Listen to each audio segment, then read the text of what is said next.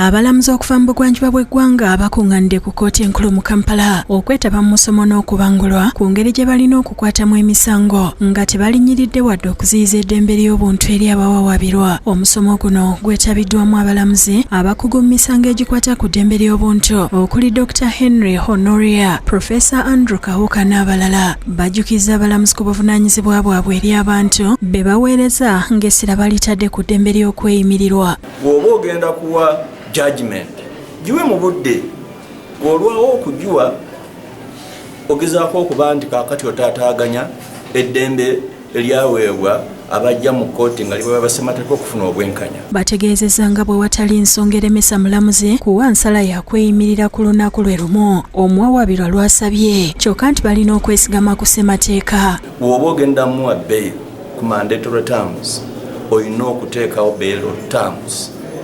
Ogenda kufuna mandatory bail under the law, naye bino bye bintu ebirina okubeerawo by'oyinza okuleeta by'oyinza okuteeka mu nkola. Ssaabalamuzi Alfonse Owiny Dollo asomesezza abalamuzi ku kweyimirirwa okwebuwaze kkooti kwewa. Then you come to what they call mandatory bail.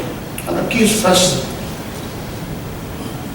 enjoys the presumption of innocence.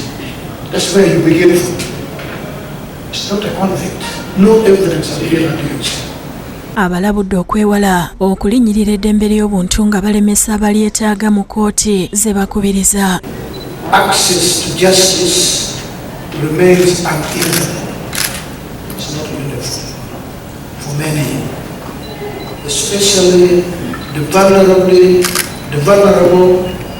the pregnant women, children, persons with disabilities, the elderly, and other vulnerable groups. Ebyongo bitadde ku bbali abantu ab'enjawulo omuli n'abayimbi abensi beetabye mu kusaba okw'okuyita mu kiro ku kkanisa eya The Worship House esumbibwa omusumba Wilson Bugembe. Bano kubaddeko Lydia Jasmine, Mr. Lee n'abalala.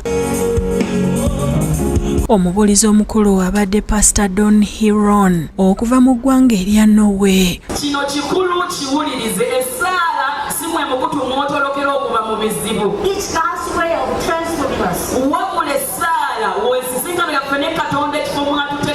Abantu abasoba mu 200 batudde obulokozi nga mu kusinza kuno abayimbi ab'enjawulo nga bakulembeddwa omusumba Bugembe baweereza mu kuyimba.